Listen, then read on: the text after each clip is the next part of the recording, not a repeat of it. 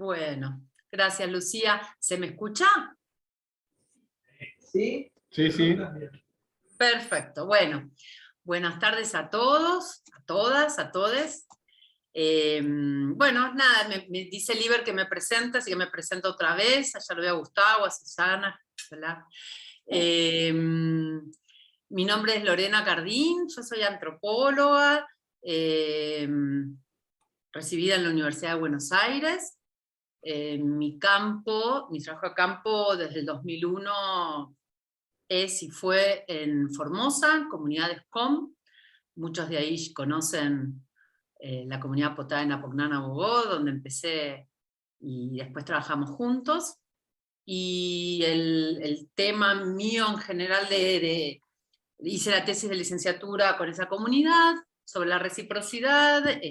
Tengo un doctorado también por terminar, vinculado a la temática del conflicto territorial. Ahora estoy en Bariloche viviendo, hace unos 6, 7 años. Trabajo en Econicet, estoy en un instituto, y ahí lo que me estoy especializando es en lo que se llama cartografía etnográfica, y tiene que ver con hacer relevamientos territoriales, sobre todo de conflictos de tierras, relevamientos, etc. Bueno, y estoy en la universidad ahora dando clases acá en Comahue. Breve introducción. Bien, cuando pensaba la clase, mi parte, trataba de capitalizar la experiencia que tuve junto a muchos agrónomos que están ahí presentes, y otros que no están, en la comunidad Potá en Apognana Bogó. Entonces yo decía, ¿qué podría yo transmitirles como algunas pautas para que aquellos que vayan a trabajar junto a indígenas, bueno, les pueda servir de algo, ¿no? Entonces pensé bastante en eso, y lo que pensaba es que uno cuando va a una comunidad se encuentra con gente, básicamente uno diría campesinos, ¿no? Con ganas de trabajar, y bueno, esa fue la experiencia del GetCom, y hacer huertas, etc. Entonces, la pregunta era, ¿y qué hay de indígena? ¿Qué es lo que me marca de diferencia que se autorreconozcan como indígenas, ¿no? Y el kit de la cuestión es que no sale tan rápidamente, no es lo primero que surge. O sea, se pueden presentar como mapuches, com, etc., pero ciertas cuestiones que están vinculadas con la ontología, que ahora vamos a ver qué es, no es lo primero que surge. Incluso uno puede viajar bastante y tal vez ni surja. Pero me parece que sí es importante que sepamos nosotros de qué se trata, ¿sí? Para arrancar se me ocurrió hacer un ejercicio con mi hijo, que no va a salir, porque Edu ya me dijo que no se escucha, pero igual lo voy a intentar. Y si no se escucha, se los muestro. Así que voy a compartir la pantalla con un PowerPoint para mostrarles de qué se trata. ¿Lo ponés vos o lo pongo yo, Edu? Lo pongo, Lore, que creo que se va a ver mejor. Dale.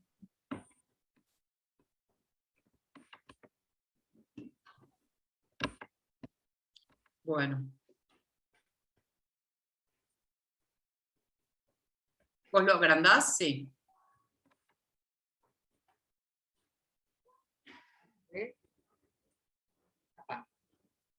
¿Lo podés ampliar la página, Edu, para que no se vea la barra lateral desde abajo?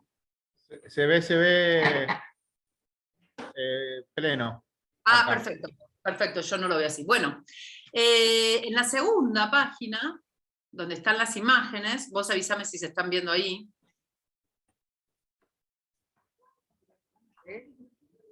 ¿Sí? Ah, perfecto, ahí lo veo yo, perfecto. Bien, bueno, le presenté a mi hijo Fausto, que tiene 6 años, esas fotos, esas imágenes que ustedes están viendo. Y le pregunté qué veía. Particularmente ahí. Le pregunté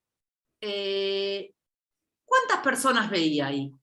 Y está en un audio, pero no sé, Edu, ¿querés probar a ver si se escucha? Está muy bajito, pero.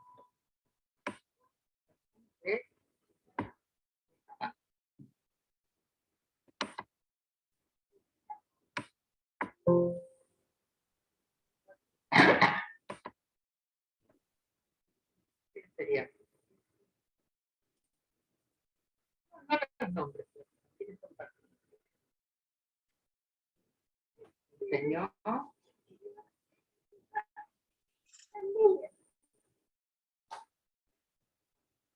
Señor.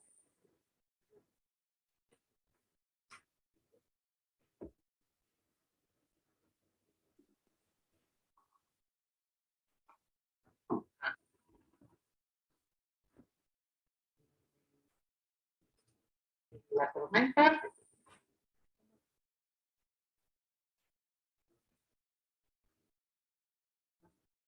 ¿Y qué es de la naturaleza? ¿Cuántas cosas ves de la naturaleza?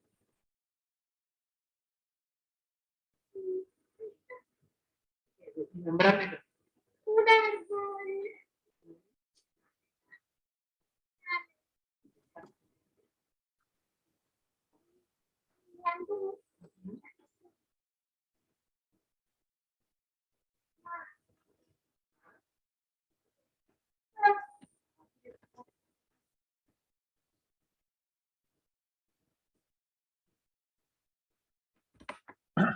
Ahí está. Pero vas a tener que traducir porque se escuchó muy bajito. Ahí lo explico. Bueno, a veces la tecnología no ayuda tanto, pero les cuento. Le pregunté a Fausto, ¿cuántas personas veía ahí? Y él me dijo 4. El señor, la nena más chiquita, la nena más grande y la otra. Bien. No podría estar más de acuerdo, yo. Le dije, muy bien. ¿Y cuántas cosas de la naturaleza podés observar? Y me dijo, y veo un árbol, un ñandú, creo que me dijo, no sé qué, de tormenta o algo, catástrofe de la naturaleza, el lago y las personas. Entonces, ¿para qué me sirve esto? Ahí podemos dejar de compartir, si querés, o lo podés dejar ahí, como quieras, Edu. ¿Para qué me sirve esto? Sirve porque un nene de 6 años ya está, digamos, formateado de alguna manera para reconocer que entre todas esas cosas hay 4 personas y Fausto que sabe que las personas...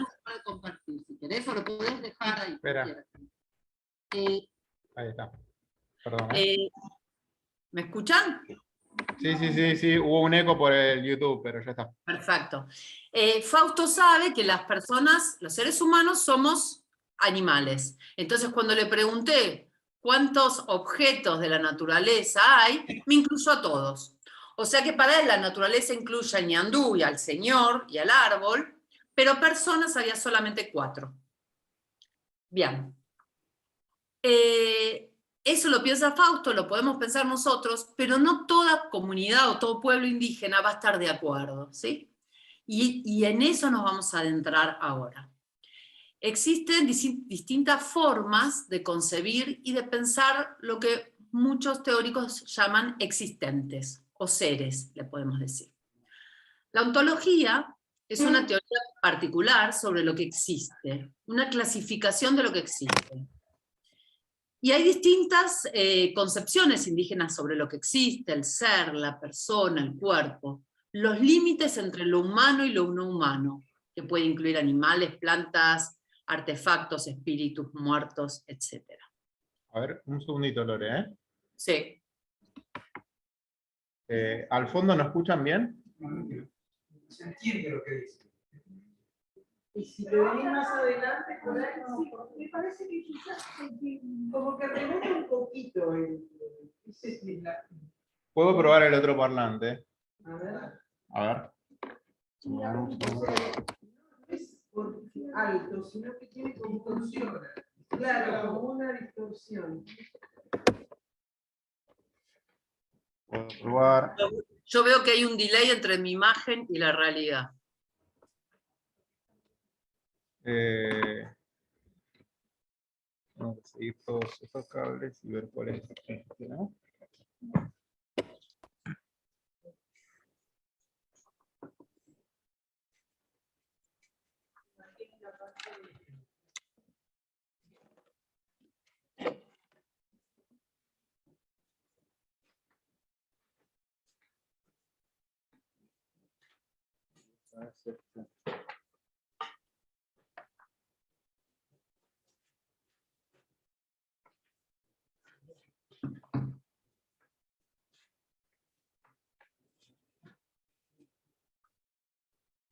Creo que... A ver, ¿querés hablar un poquito, Lore? Bueno, ahí estoy. ¿Me escuchan? ¿Se escucha mejor? Dale. Dale. Bueno, entonces hablábamos de la ontología y que se trata de una teoría particular que puede tener un pueblo indígena, por ejemplo, sobre lo que existe. Pueblo indígena o no, en este caso nos compete los pueblos indígenas. Y que difieren. A toda una teorización en relación a esto se lo llamó giro ontológico, ¿sí? Y uno de los autores principales de este giro fue Philippe Descola, este intelectual francés. Trabajó con los Ajuar entre el 76 y el 78, dio clases varios años en Ecuador, y escribió diversos libros, como por ejemplo su trabajo etnológico, Más allá de la naturaleza y la cultura. Descola sostiene que existen 4 modos de vincular naturaleza y cultura. Así como mi hijo tenía su manera de clasificar, que la podemos claramente vincular con lo que se llama naturalismo, donde hay diferencias entre las personas y los seres humanos y los no humanos. Ahí Descola justamente lo que hace es cuestionar la universalidad, el considerar que es universal esta oposición entre naturaleza y cultura, lo que dice que es esa perspectiva, esa ontología es propia de Occidente, pero que no es universal, no es universal. También está el analogismo, el totemismo y el animismo. Él trabajó fuertemente con el animismo.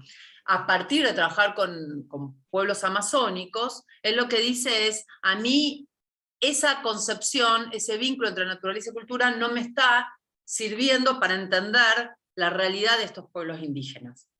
Sostiene Descola que para los pueblos amazónicos existe, por el contrario, un continuum, no una oposición estricta entre naturaleza y sociedad también. Por ejemplo, un yacaré puede ser un animal que pertenece al mundo natural, y además el dueño de todos los yacarés, y poseer una personalidad determinada, ¿sí? Los Ajuar de Perú y de Ecuador son animistas, como tantos otros pueblos de la región. Para ellos, tanto los animales como otras entidades, además de los humanos, son considerados poseedores de intencionalidad, afectos, relaciones sociales, o sea, son considerados personas. Esto que mi hijo no lo podía ver, o no lo clasificaba como personas, el concepto de persona ha sido muy trabajado, y en función de estos pueblos indígenas, y se entendió que persona también puede ser, por ejemplo, un yacaré, o ese manic, ese ñandú que estaba ahí. El medio ambiente no sería a los ojos de los Ajuar solo un medio que provee subsistencia, sino un espacio en el que ellos se esmeran por entablar buenos vínculos intersubjetivos de persona a persona, con un mañic, o con un yacaré, o con un árbol.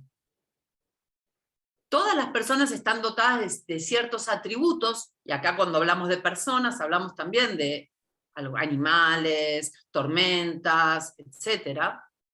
Se rigen tienen una misma interioridad, quiere decir que comparten personalidades, enojos, afectos, lenguaje.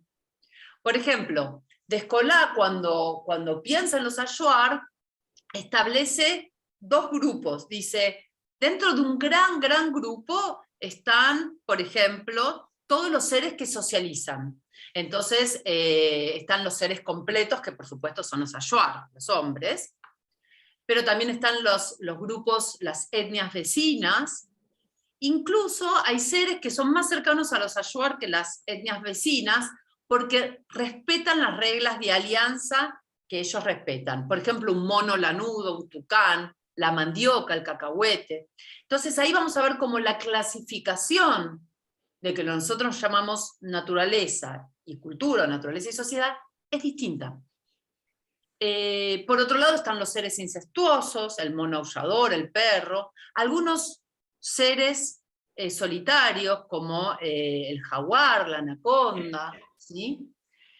Y después de todo este gran grupo que son personas para los Achuar, hay otro grupo más reducido que es más extraño al hombre, es un universo un poco más salvaje. Este segmento lo incluyen, por ejemplo, no sé, los peces, los insectos, porque ellos no tienen alma. Son aquellos objetos o aquellos seres que son mudos para los Achuar. Entonces el criterio de sentir persona a alguien o a algo tiene que ver con cómo se comunican y no tanto por otros criterios como los nuestros. Para ejemplificar con los Com, que es el pueblo que más conozco, hay muchos elementos animistas, podemos encontrar. Por ejemplo, para los Com, los no humanos llevan una existencia social y entablan con los humanos relaciones sociales, y los consideran relaciones sociales. Y hay consecuencias de estos vínculos, ¿sí? No quedan en el plano discursivo, o uno puede decir, pertenecen a un mito, que da la explicación a algo. No, son vividas como relaciones reales entre entidades del mundo.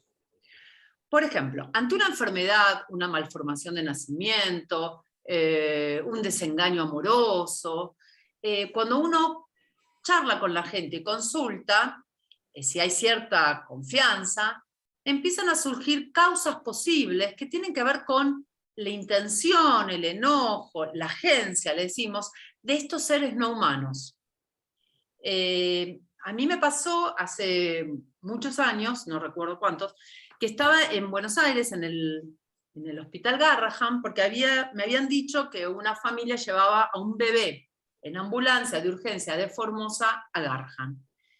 Y después de 2 meses de estar acompañándolos en esa internación, que fue bastante dura, un día los médicos no encontraban qué había pasado, cuál era la causa, qué le pasaba a ese bebito que era chiquitito, 2 meses, a Eugenio, y le hacían estudios. Entonces un día, Delfino, el papá, que yo lo conocía mucho, me dice, yo te voy a decir lo que pasó.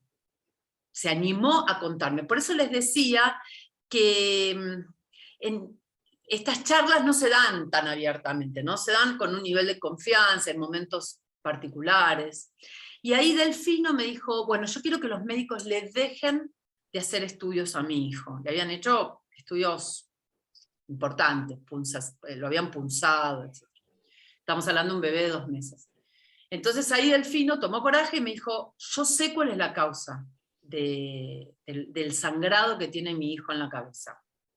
Y entonces me dijo, cuando mi mujer estaba embarazada, mi suegro fue a cazar un chancho y le disparó, el impacto de la bala le pegó al chancho en la cabeza y nosotros comimos al otro día.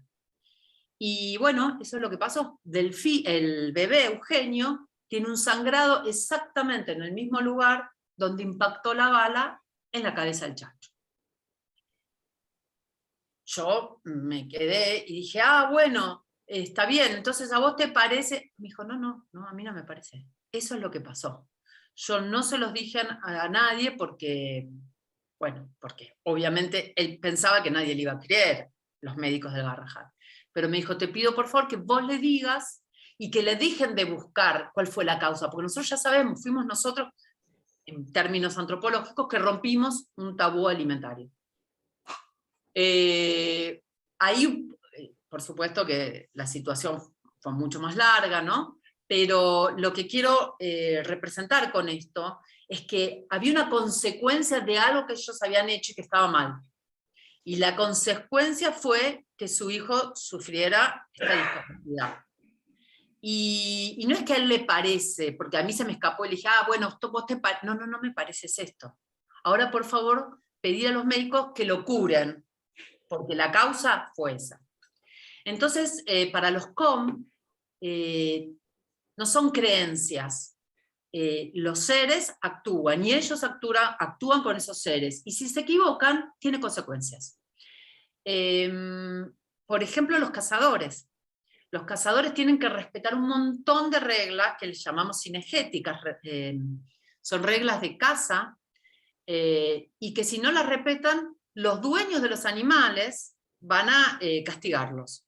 Por ejemplo, sin ofrecerles más presas. Entonces hay un montón de pautas, como no matar de más, no matar a los pichones, no matar al padre al mañic, la TE, al padre de los ñandúes, y pedirle de forma caritativa, con compasión, que por favor les ofrezca una presa. Existen muchos seres. Algunos son, por ejemplo, Veraik, que es el dueño de los peces, Nohuet, el señor del monte, Araganak, la TE, el dueño de la dueña de las serpientes. Por ejemplo, una vez un grupo de cazadores de Potaynapoc Nanabogó me contó que la laguna es muy poderosa. Esa imagen que le mostraba a mi hijo es de la Laguna Blanca. Y todos coincidían en la peligrosidad. Allí habita un ser pequeño que se llama Veraik. Y cuida mucho los peces, y cuentan los relatos que alguna vez tomó represalias cuando no se respetó alguna de las pautas. Otras veces me han contado que hay mucho oro debajo de la laguna, en el fondo de la laguna. Y en otra comunidad que se llama Catec-Guayogón, Tres Pozos, un anciano me contó toda una historia de un chamán, que era su padre, y cómo la dueña de las serpientes le ofreció casarse con él lo rechazó y le dijo, bueno, te voy a hacer poderoso igual. Y todas las serpientes se le subieron, y ahí terminó siendo un chamán conocido que curaba a la gente. Ahora vamos a ver esas imágenes. Y lo mismo con la tormenta. Jorge, el hijo de este señor, me contaba que las mujeres, lo voy a leer, dice, hay que cuidarse mucho. Las damas, cuando tienen olor muy fuerte, y entonces no quiere que se arrime a sacar agua, a sacar el agua con una jarra. Eso es muy peligroso. Ese olor parece que olfatean ellos. Ellos son estos seres. Entonces ahí aparece el viento, ese viento hace un remolino, y lo que me termina diciendo es que generaba un terremoto que se llevaba a la mujer. Por lo cual, cuando uno tiene un periodo, no te dejan acercarte al agua. Si querés, Edu, pasás algunas imágenes, yo te digo cuáles son las diapositivas. Voy compartiendo. La tercera, por ejemplo.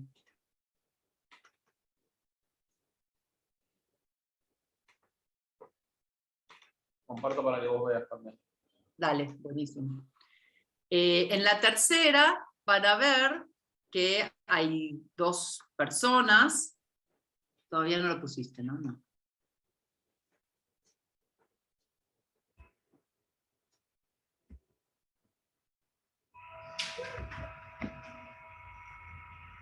Ahí está.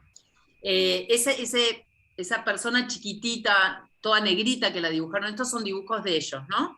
Ese es Veraik, el ser del agua, que es muy chiquitito y negrito, siempre lo describan. En la cuarta pueden ver cómo representaron la riqueza en el fondo de una laguna. ¿Sí? En la quinta, traducida del Comlactac, recordemos que los Com, como lengua materna, tienen el Comlactac. De a poco, con la escolarización, ¿no? fueron adquiriendo el castellano, pero los ancianos seguramente todos hablan Comlactac, y muchos ancianos solo hablan la lengua com. Entonces en la quinta, ahí podemos ver a la izquierda, está el texto que me iba contando Keshi, y muy chiquito ahí en la laguna, creo que no se llega a ver, hay 2 personas y muchas viboritas que se le están subiendo al que después adquirió el poder como chamán. Y la siguiente, la sexta, es una tormenta, la tormenta que estos me contaban, que afectaba a la mujer que estaba menstruando cerca del agua. Bueno, vuelvo. Entonces, hay que cuidarse mucho. Y las ontologías indígenas son riquísimas y cada una varía, por supuesto. Acá ejemplifiqué solamente con los Achuar a partir de los Colá y de los Com a partir de mi experiencia, y también tomé el texto de Florencia Tola, una colega, compañera, que ustedes tienen un texto que habla sobre justamente el giro ontológico. Ella también trabajó sobre los Com, con los Com. De todas estas ontologías, lo que podemos decir es que hubo a partir de estas concepciones de la naturaleza, de la cultura, de estos seres, se llegó, en la antropología se ha tomado un concepto multidimensional del territorio, y en esta materia el concepto de territorio es bien importante, y por supuesto para los pueblos indígenas, ¿no? Para la antropología el concepto involucra tanto recursos materiales como inmateriales, así como procesos de intercambio entre humanos, no humanos, medio ambiente, en función de todos los vínculos que desarrollan, parentales, sociales y políticos. Obviamente que esta concepción tiene que ver con encontrarse con esta ontología y poder pensar una categoría que abarque este universo. Una antropóloga, que es Alicia Barabas, justamente lo que hace es distinguir entre tierra y territorio. Tierra como medio de producción, y territorio como un ámbito espacial, histórica y culturalmente apropiado por un pueblo. Ella trabaja con demarcación de etnoterritorios en México, y subraya fuertemente la importancia de incluir en los conflictos y en los relevamientos territoriales esta geografía simbólica como instrumento fundamental, y tratar de hacer valer justamente todo lo que son estos hitos que ella dice simbólicos, las huellas, los lugares, las fronteras que van dejando en el territorio los indígenas. Eso para el concepto de territorio, ¿sí? Y justamente en el derecho indígena, también el derecho indígena se hizo eco de esta concepción multidimensional de territorio, naturaleza, medio ambiente. El convenio 169, por ejemplo, en el artículo 13, sostiene, y se refiere a los estados, y les obliga a respetar la relación que los pueblos indígenas tienen con tierras y con los territorios que ocupan o utilizan para sus culturas o valores espirituales.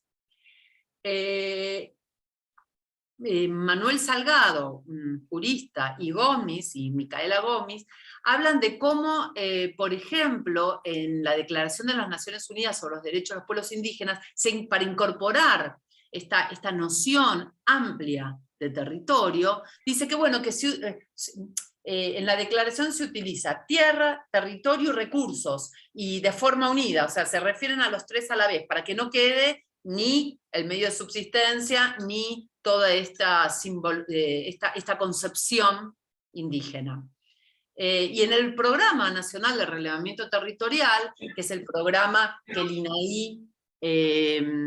INAI hizo a partir de la promulgación de la ley 26.160 de relevamiento territorial, también se hace eco de la definición multidimensional del territorio, mencionando entre sus aspectos lo político, lo económico, lo social, cultural y religioso del territorio indígena.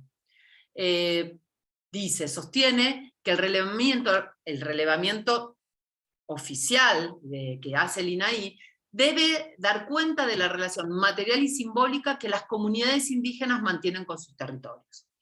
Por supuesto, esto lo vimos, lo explicó Silvina la clase pasada, en términos de que hay instrumentos internacionales y nacionales, pero existe también una brecha de implementación, o sea que esto es la letra. En la letra se tiene en cuenta, después sumamente complejo la implementación del relevamiento y de estos instrumentos, ¿no?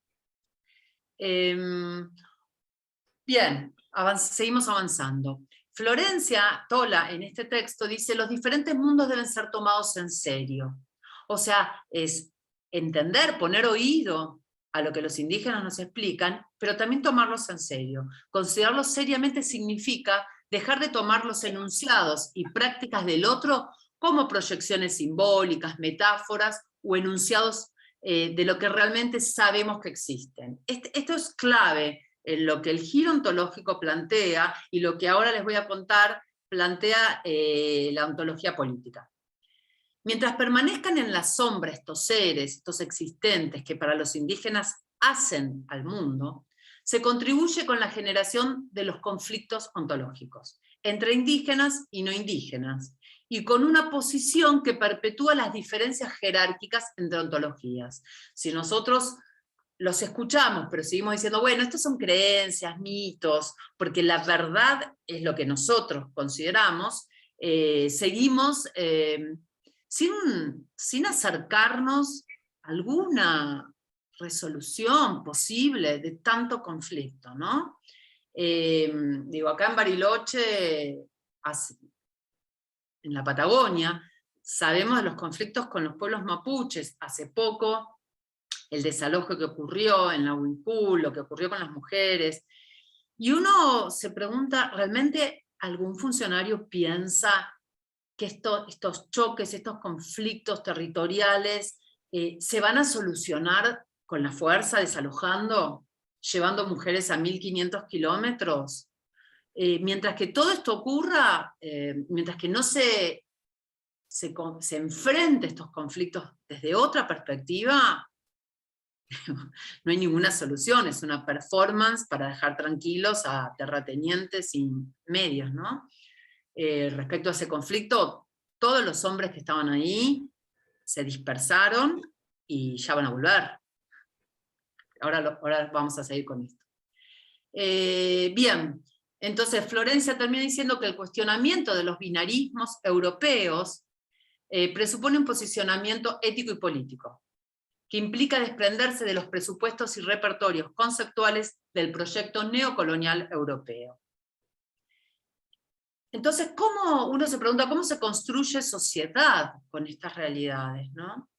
Y me parece bien interesante un segundo punto, que es la ontología política, o sea, tocar lo que sería el planteo de la ontología política. Allí hay varios autores, y que para mí dan un giro respecto a lo que venimos diciendo.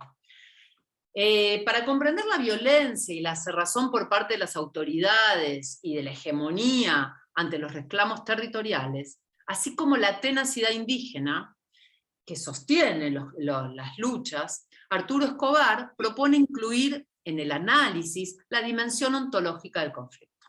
Entonces estos autores van a tratar de pensar cómo los conflictos que se están dando, que se vienen dando, los conflictos étnico-territoriales en América Latina, cómo se pueden pensarse de otra manera a lo que se está haciendo, ¿no? El antropólogo Escobar, el antropólogo colombiano, sostiene que estas luchas étnico-territoriales se libran en defensa de mundos u ontologías relacionales y contra el proyecto globalizador neoliberal de construir un mundo. Y él pone un mundo en mayúscula. Sostiene el autor que a la maquinaria de despojo de los territorios indígenas, la modernidad capitalista, liberal y secular, subyace, o sea, a estos conflictos subyace la modernidad y toda su concepción, la cual se viene extendiendo desde el colonialismo, ¿no? Asumiendo que existe una realidad objetiva y diferentes perspectivas sobre ella. Esa modernidad asocia una visión que se impone como excluyente, la de el mundo, civilizado, libre, racional, por sobre otros mundos posibles. La ontología dualista, ¿no?, que trabaja con binarismos, naturaleza, cultura, etcétera, cuerpo, alma, se opone a las ontologías múltiples y relacionales. A las ontologías indígenas se las va caracterizando dentro de lo que es la ontología política como múltiples y relacionales, que se configuran en una densa red de interrelaciones y materialidad, como un mundo que actúa a través de prácticas que interrelacionan humanos y no humanos. De ese modo, el mundo que se concibe único viene siendo resistido por luchas ontológicas, étnico-territoriales, en defensa de otra categoría que también introducen estos autores, que es el pluriverso. Entonces, por un lado tenemos un mundo que viene de la concepción moderna, capitalista, liberal, etc., y todas estas ontologías relacionales a las cuales llaman pluriverso. Es la defensa de ese pluriverso. Se trata de prácticas políticas ontológicas que poseen mucha tenacidad en defensa de otros modelos de vida, economía o de sociedad. Mario Blaser, que es otro de los antropólogos que reflexionan dentro de este marco, sostiene que el conflicto ontológico es otra categoría, surge cuando diversas formas de hacer mundos están interrumpiéndose e interfiriendo entre ellas. Desde la política racional o moderna, se evalúan las demandas en función del grado en que estén alineadas con la realidad definida por la ciencia universal. Entonces, la presunción de la política racional es que existe una realidad natural y diversas perspectivas culturales sobre ella. De modo que la ontología relacional indígena es reducida a creencias sobre la única realidad. Dichas creencias, lejos de considerarse conocimiento, son toleradas a lo sumo, ¿sí? El vínculo con los seres no humanos es, en el mejor de los casos, ubicado dentro de la política racional como diferencia cultural. No obstante, a la hora de discutir y debatir en una mesa política, no forman parte de un argumento racional válido. Yo he participado en muchas mesas políticas en el conflicto de los COM, con el gobierno nacional, con el gobierno provincial, y desde luego, si bien el respeto al otro es enunciado, los indígenas no pueden, no está la escucha, no está la posibilidad de poder contar cuál es su concepción y por qué defienden esa tierra, y qué pasa con ese alambrado que deja del otro lado a Nohuet, a Veray o al ser que ellos consideren, ¿sí? Es tolerado discursivamente, pero no forma parte del debate político. Entonces surge la pregunta acerca de la factibilidad de lograr otro tipo de convivencia entre estos mundos existentes, ¿verdad? No es una respuesta sencilla, y algunas, bueno, como para subrayar algunas ideas de estos autores, Escobar dice que debemos partir de cuestionar la premisa del occidente racional moderno de que existe una sola realidad objetiva y múltiples perspectivas, entendiendo que cada mundo que es actuado por sus prácticas específicas, a su vez se desenvuelve y actúa junto a los otros, pues todos se encuentran parcialmente conectados. O sea, esta idea del pluriverso, ¿sí? Hay una frase de Marisol de la Cadena que representa esta idea y que dice que todos vivimos en más de un mundo, pero en menos de dos. O sea que los distintos pueblos tienen sus propias ontologías y son más de un mundo, pero en realidad está tan interconectado que es un solo mundo. Y Claudia Briones, antropóloga argentina, colega, invita a pensar en mundos poblados por distintos conocimientos que puedan relacionarse y convivir, evitando jerarquizaciones que provengan más de desigualdades que diferencias. Porque lo que subyace después es esa jerarquización donde, bueno, ustedes hablen de lo que quieran, pero la realidad y el conocimiento es nuestro, ¿no? La ciencia, etc. Y a su vez, Claudia plantea pensar la interculturalidad, y esto me parece sumamente interesante y dificultoso, ¿no? Sin exotizar ni sacar de contexto, pero tampoco pasteurizar las diferencias culturales. ¿Qué quiere decir? Yo no podría venir a decirles a ustedes lo que les he contado, por ejemplo, de la ontología COM, sin contarles también que no es que los COM solo piensan en esos términos, y se van a presentar, y les van a presentar al yacaré, y se van a poner a charlar del mañic y todo eso. Las distintas dimensiones están vinculadas, ¿no?, en las personas. Entonces, por momentos van a sacar su argumentación más ideológica, y políticamente van a discutir, y cuando ustedes vayan a hacer huertas van a estar trabajando con la azada y con las semillas, y en algunos momentos los distintos aspectos van a ir surgiendo a superficie, ¿sí?, como pliegues, como bordes. Entonces es bien importante saber que todo esto existe, pero tampoco pasteurizar, o sea, no exotizamos, pero tampoco nos olvidamos que esto existe, ¿sí? Es como un equilibrio que es interesante tener presente cuando interactuamos con los pueblos indígenas. Florencia Tola dice, cuando está terminando el texto, dice: las relaciones de los humanos con los no humanos son dinámicas y dependientes de las circunstancias. Ellas están insertas en la historia de los pueblos chaqueños, en su relación con el Estado, el capitalismo, y se hallan en permanente reacomodamiento de las realidades ambientales y políticas que viven. O sea que también esto no es que, no podemos exotizar y decir que los COM van a ser siempre así, o creen siempre así. Por supuesto que no, es un pueblo, como todo pueblo, como todo colectivo social, dentro de un contexto social, económico, político, ideológico, y todas estas concepciones son dinámicas, ¿sí? Y como les digo, según en qué rol, en qué contexto y en qué momento surgirán algunos y otras no. Por eso, para no exotizar, que no es mi intención, les propuse un texto que escribí en el 2011, a partir del conflicto de la comunidad Potá Napucnana-Bogó, y ahí analizo en ese texto una audiencia pública en la Corte Suprema. Para que ustedes vean digamos, la diversidad que puede haber, y cómo no tenemos que ir a exotizar y a tener concepciones culturales cerradas y estáticas. En esa audiencia pública se presentaron dos líderes de la misma comunidad con vecinos. Uno era Félix Díaz, el líder, el carayé de la comunidad, que lleva fuertemente la lucha por el territorio, y el otro era Cristino Sanabria, que es un indígena, que es un dirigente de la comunidad.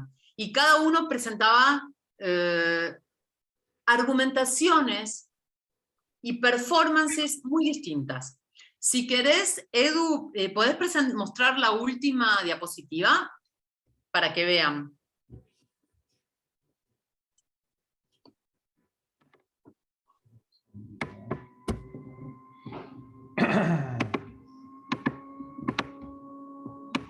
Y es la última diapositiva que te hago.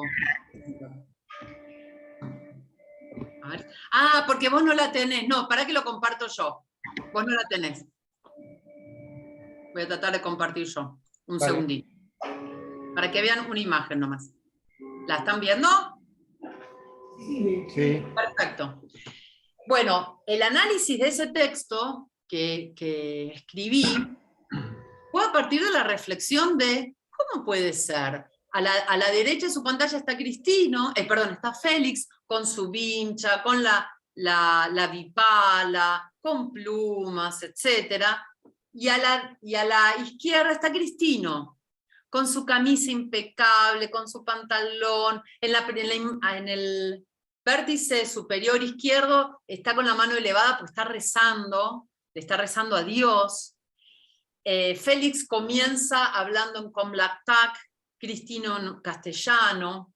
Félix habla de los seres por los cuales luchan, y justamente por eso rechazaba la instalación de una sede universitaria en territorio COM, y Cristino, por el contrario, venía a apoyar la iniciativa de la provincia, porque decía que él añoraba que sus hijos fueran a la universidad, y entonces daba la bienvenida a la instalación de la universidad allí. Y realmente era para reflexionar, ¿no? ¿Cómo puede ser? ¿Cómo puede ser que esto esté ocurriendo? Dos personas de la misma comunidad representando y haciendo una performance tan distinta. Bueno, también nos encontramos con esto en las comunidades, y los ingenieros agrónomos que están ahí pueden dar cuenta de que esto ocurre. En el texto yo analizo cómo son trayectorias indígenas diferentes, la de Félix y la de Cristino. Félix hizo una trayectoria desplazándose por muchos lugares de la provincia, pero después por fuera de la provincia, a nivel nacional, internacional, mucha capacitación con otros líderes. Pero lo que me interesa decir es que no hay un COM falso y uno verdadero. Son dos manifestaciones, y que por momentos y en circunstancias diferentes en esta lucha política, cada uno pone en función, pone en primer plano ciertos aspectos, ¿sí? Pero que no significa que uno sea el verdadero indígena y el otro no. No, Cristino representa el peronismo, el evangelio, y la política provincial que lleva Gildo Infran, el gobernador. Y Félix, por su desplazamiento y su trayectoria como líder, encarna más pone a jugar la ontología indígena para defender su territorio, ¿sí? Así que bueno, un poco eso les quería contar, voy a dejar de compartir, respecto a, bueno, que las cosas no son tan homogéneas, tan sencillo, tan blanco-negro, indígena, no indígena, cuando nos encontramos, ¿sí? En una comunidad. Bien, como dirían los COM, hasta aquí mi palabra. Ogoté. Lo que ahora los voy a invitar, y Lucía, mira, me sobran 20 minutos de lo calculado, así que vamos muy bien. Les voy a presentar a una líder, porque en la asignatura la idea era que hubiera voz indígena, y entonces con Lucía los invitamos a escuchar a una lideresa mapuche muy importante que se llama Moira Millán.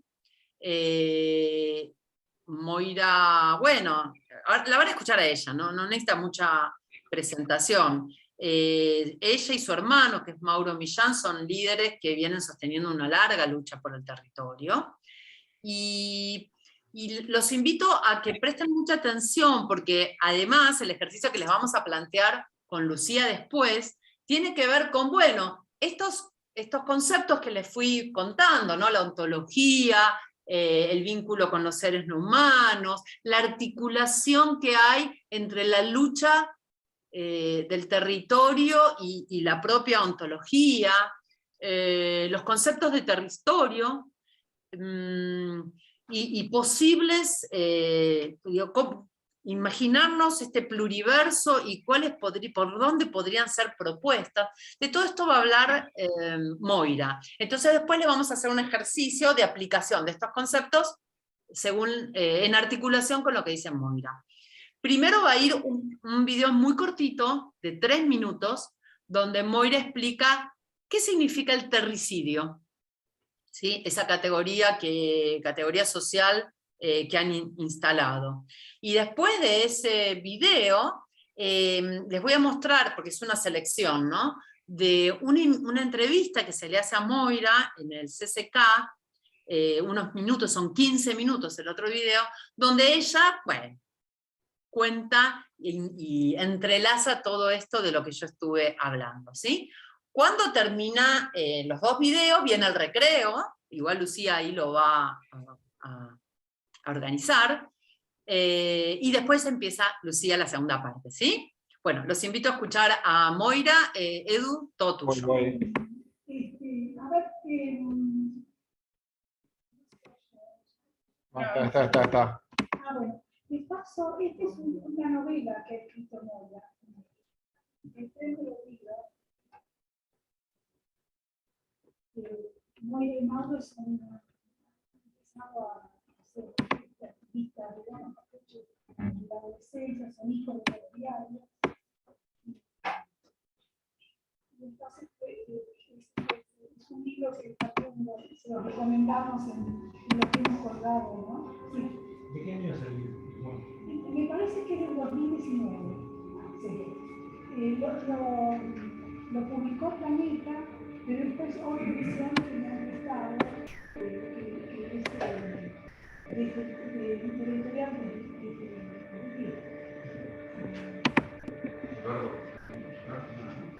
¿Es posible conseguir el trabajo de física de los aviones? Sí. Está colgada. Está en el aula virtual, en el set, que tienen ustedes el link para entrar. Sí, Ahora, en el recreo ya me habían preguntado para ahí, para los que no tengan un usuario en el centro, en el portal donde están todos los materiales, se acercan y lo gestionamos. Pero después por ahí lo podés hacer en la pantalla y lo ven todos, me parece. Sí, pero la mayoría lo solucionó. hemos colgado la bibliografía, pero también los audios y los materiales avanzados también. Y lo que es importante también tomen nota si quieren, porque en esta actividad que vamos a hacer al final vamos a retomar, porque todo, digamos, todo tiene su continuidad. Toda esta primera parte se continúa porque lo mismo sucede con las lenguas, ¿no? Y todo lo que dice Moira también se va a aplicar a lo que vamos a ver en la segunda parte de la clase. Bien, ¿va? Ahora sí, sí.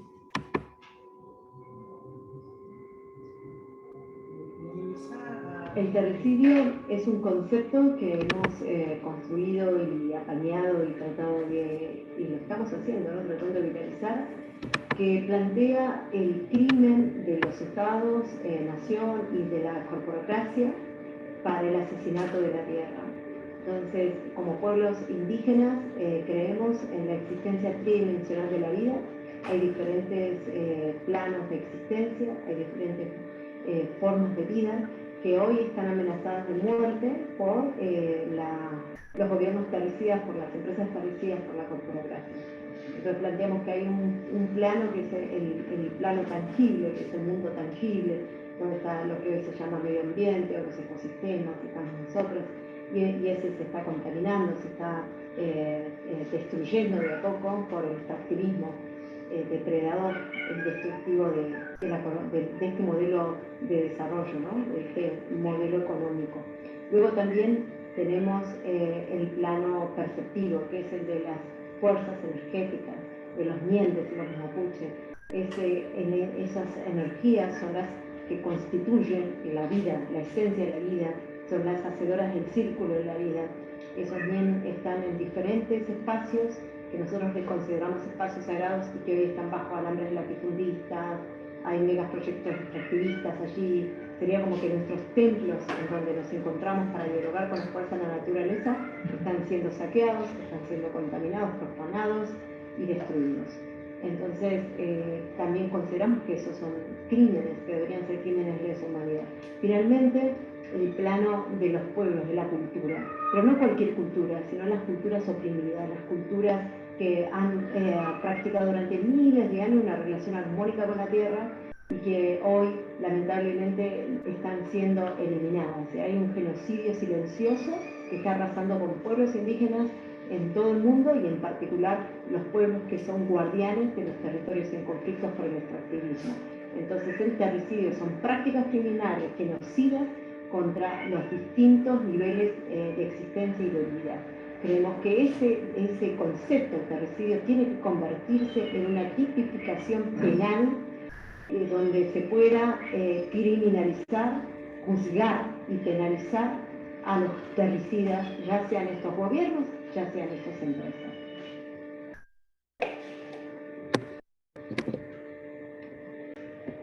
Bien. Y tenemos el otro video también. Lo próximo que vamos a escuchar es una entrevista que se hizo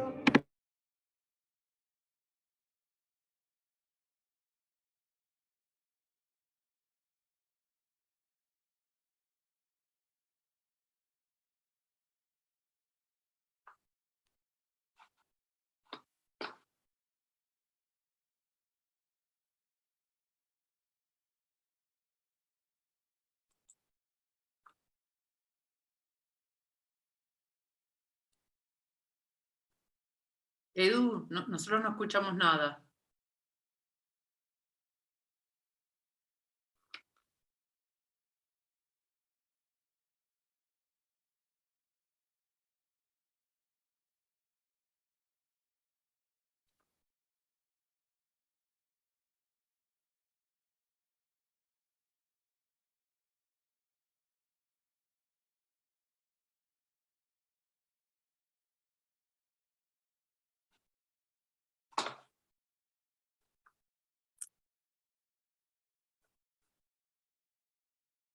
Pasando a las mujeres y los hombres medicinas en Argentina. Esto no está pasando en Guatemala, en Ecuador solamente, está pasando también aquí en Argentina. Y por eso es muy importante que se entienda que el terricidio es un crimen y por lo tanto tiene que ser juzgado y condenado. Y todos los gobiernos terricidas y las empresas terricidas tienen que ser juzgadas y condenadas. Y los pueblos del mundo tenemos derecho a amplificar nuestra perspectiva de justicia. Y donde no hay justicia, los pueblos del mundo debemos tejer en solidaridad y en reciprocidad con la tierra la justicia.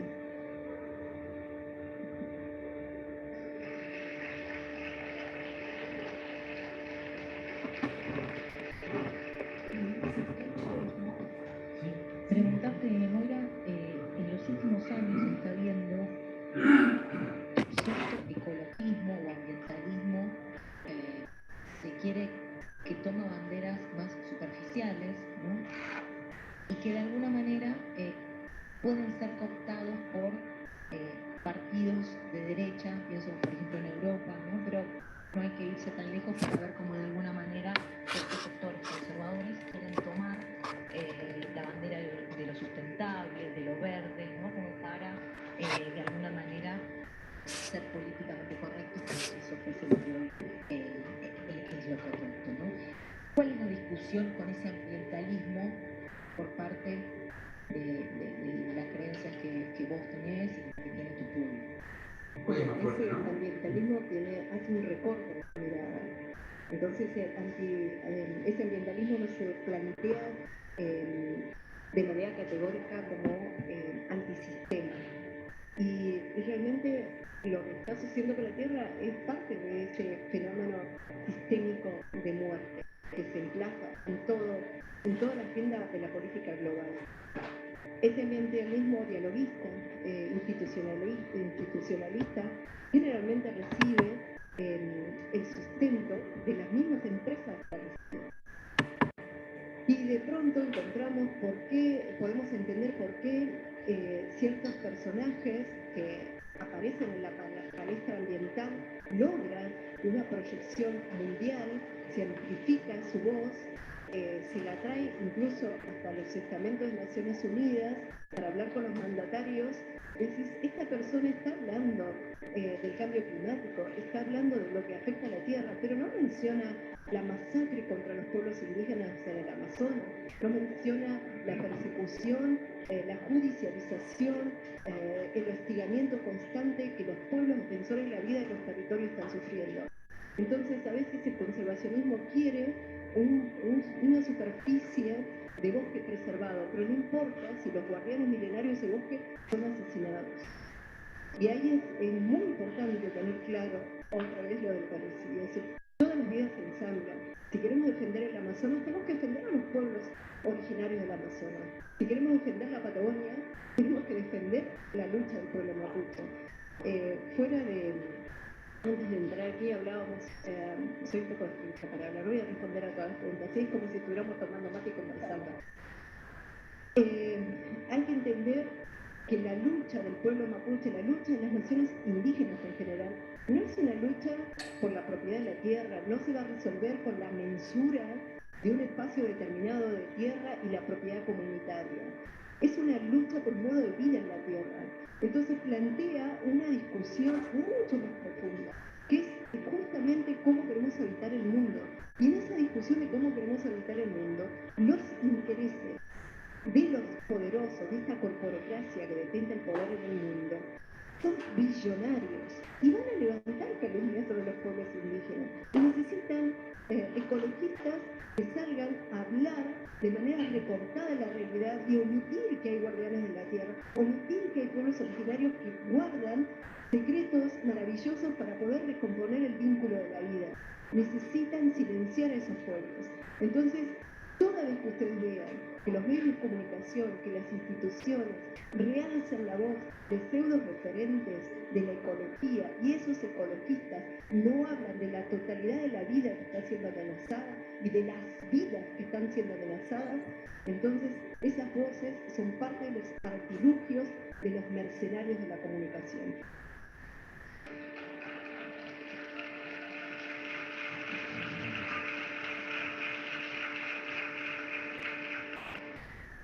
Preguntarte, sos una de las fundadoras del movimiento de mujeres indígenas por vivir. ¿Cuándo se fundó? ¿Cuándo lo fundaste? ¿Cómo? ¿Y qué significa esta opción por el buen vivir? Yo antes contestaba siempre, en tal fecha se fundó, nació, y ahora me he ido a vivir unos meses al norte nuevamente y me di cuenta que nació antes incluso de que yo tuviera conciencia que tenía que salir a caminar los territorios. Fue un despertar telúrico. ¿Quién sabe en qué momento empezó a suceder? Pero un día sentí que tenía que recorrer los territorios y encontrarme con las hermanas. Que ese mapuchecentrismo que yo tenía no bastaba, que había que llenarme de esa morosidad de la tierra, de esta plurinacionalidad que habita los territorios.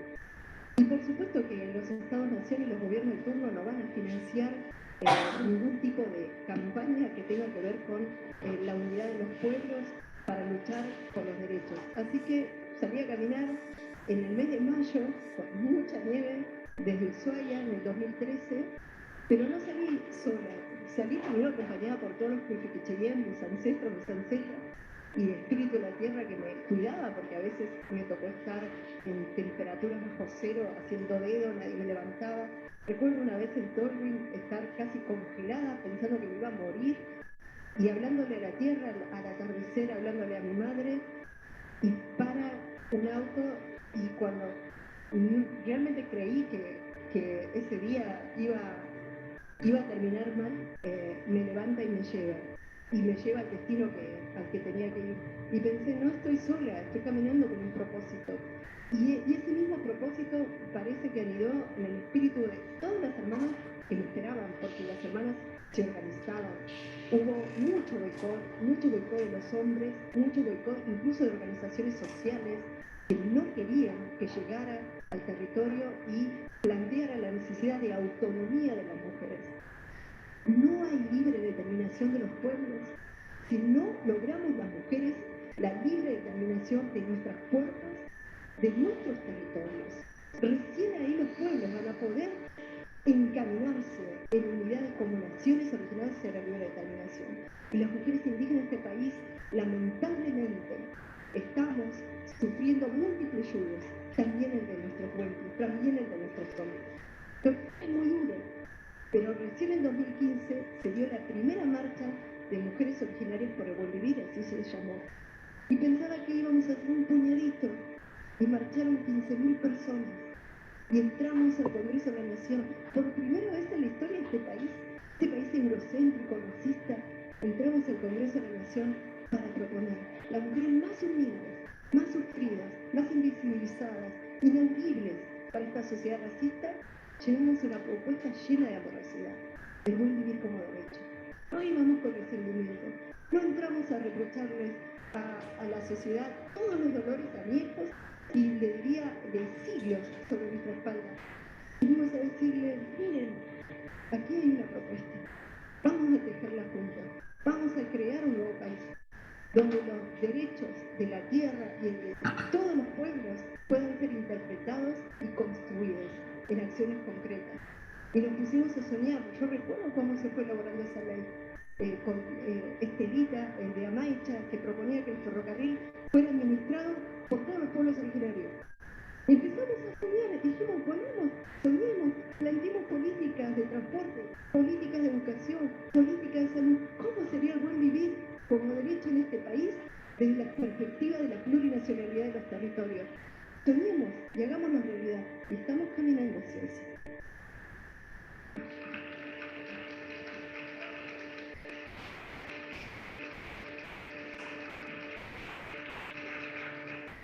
Yo también soy desorganizada mental. Y no, porque lo que decís es muy potente y me da ganas de preguntarte muchas cosas, así que voy a tratar de ordenarme. Un poco a referencia a esto último que decías, ¿no? Este país eurocéntrico y que se cree blanco.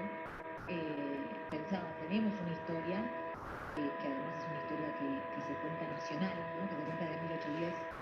Y que bueno, tiene hitos como la llamada conquista del desierto, que con la llegada del peronismo no eran blancos, eran cabezas negras, ¿no? Una serie de secuencias que se pueden hilar y que claramente dan como resultado eso que vos decías recién, ¿no? Me interesaba preguntarte entonces varias cosas, pero la primera quizás es, ¿por qué crees que cada tanto, ¿no?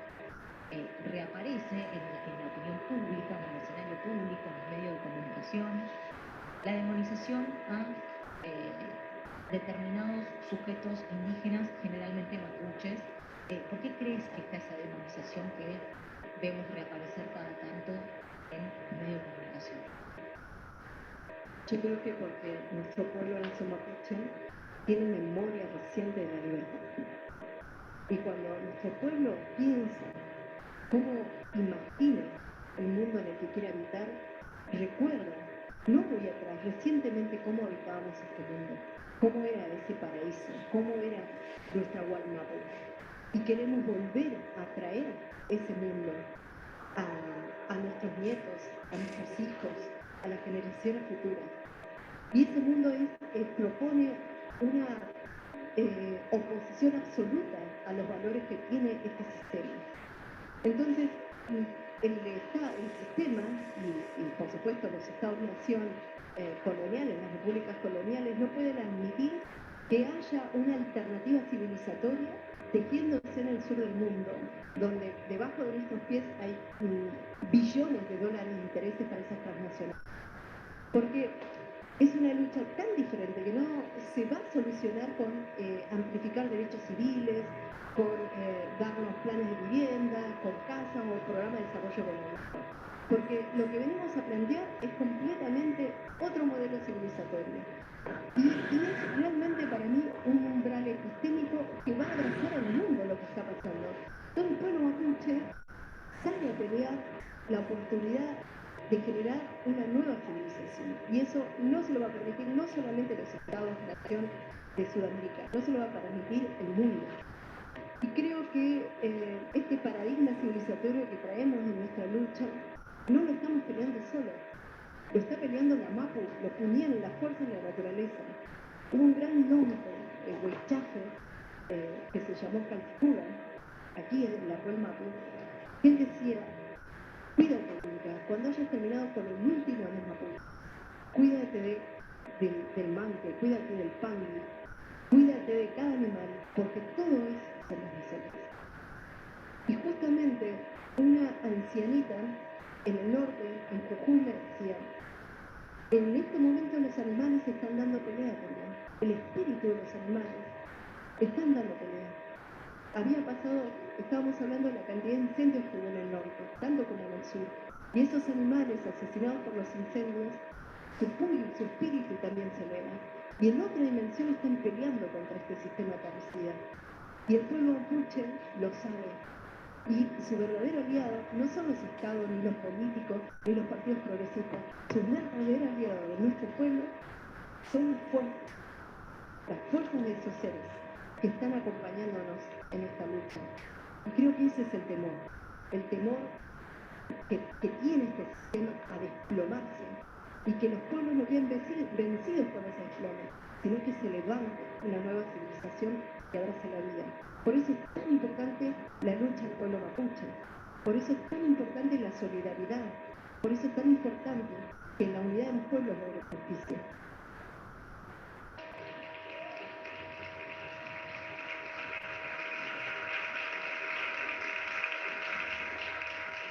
Bueno. ¿Crees que es posible, pensando también en el caso de Bolivia, ¿no? Un Estado plurinacional, ¿crees que es posible lograr que el Estado argentino, el Estado nacional, Edu, se reconozca como plurinacional? Y en ese sentido también preguntarte si Edu, la lucha que estás emprendiendo, que están emprendiendo, de alguna manera se ve ligada a lo que está sucediendo en otros lugares de América Latina, con otros pueblos en estos momentos. Para mí, el tema de... Eduardo, hasta ahí es el video. Para Edu, empezar la libre... Sí, está Lore hablando. sí, no, ¿me escuchás? La idea era compartir hasta ahí. Sí, hasta ahí era. Igual hemos colgado. Están los links del todo completo. Sí, el Sí. para que ustedes escucharan otra vez, ¿no? Sí. Bueno, para cerrar, no sé si me escuchan ahí. Ahí va. Perfecto. Bueno, el video es más largo, la entrevista la pueden ver toda, pero bueno, era como una selección, ¿no? Bien, hasta aquí lo que yo quería exponer, pero como para cerrar, 2 puntos. Ojalá, y voy a compartir un segundito. Ojalá, ahí están viendo de vuelta la primera diapositiva. Sí, sí.